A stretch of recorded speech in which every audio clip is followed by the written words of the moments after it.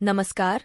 आज हम बात करने जा रहे हैं इजराइल के प्रधानमंत्री बेंजामिन नेतन्याहू पर हुए एक बड़े हमले की, जिसमें वह बाल-बाल बच गए। लेबनान की तरफ से भेजे गए ड्रोन ने इजराइल के सुरक्षा तंत्र को भेदते हुए हमला किया, और अब सवाल उठता है कि क्या यह नेतन्याहू को निशाना बनाकर किया गया था? आइए, आपको बताते हैं इस हमले की पूरी कहानी और इसके पीछे की साजिश। हाल ही में इजराइल के प्रधानमंत्री बेंजामिन नेतन्याहू पर बड़ा हमला हुआ, लेकिन किस्मत ने उनका साथ दिया और वह सुरक्षित बच गए। यह हमला उनके घर के पास लेबनान की तरफ से भेजे गए ड्रोन द्वारा किया गया। इजराइल की सेना और सुरक्षा बलों ने पुष्टि की है कि यह ड्रोन हाइफा के कसरिया इलाके में गिरा। इस घटना के दौरान प्रधानमंत्री नेतन्याहू और उनकी पत्नी उस वक्त घर पर नहीं थे, जिससे कोई हताहत नहीं हुआ।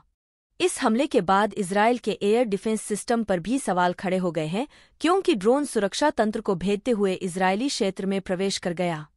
इजराइल के रक्षा बलों (IDF) के अनुसार 3 ड्रोन हमास और हिजबुल्लाह की तरफ से भेजे गए थे, जिनमें से 2 को रोक लिया गया था, लेकिन तीसरा ड्रोन सटीक निशाने के साथ एक इमारत पर टकराया।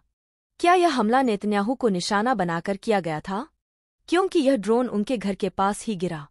इजरायली सेना भी इस मामले को बड़ी सुरक्षा चूक मान रही है और इस घटना की जांच चल रही है।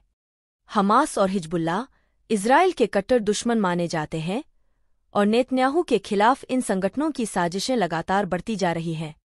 हिजबुल्लाह चीफ नसरुल्लाह और हमास चीफ हिया सिनवार की हत्या के बाद दोनों संगठन बदले की आग में जल रहे हैं, और यह हमला उसी का हिस्सा माना जा रहा है। इस हमले से यह साफ हो गया है कि इजराइल की सुरक्षा में सेंध लगाना संभव है, और अब सवाल यह उठता है कि क्या आगे भी ऐसे हमले हो सकते हैं? क्या नेतन्याहू अगला निशाना बनेंगे? यह हमला केवल एक चेतावनी थी या इसके पीछे कोई बड़ी साजिश छिपी है? इजरायली सेना ने इस हमले को गंभीरता से लिया है, और अब देखना होगा कि इस घटना का आने वाले दिनों में क्या असर पड़ता है। क्या इजराइल इस बार सख्त जवाब देगा या फिर यह केवल शुरुआत है?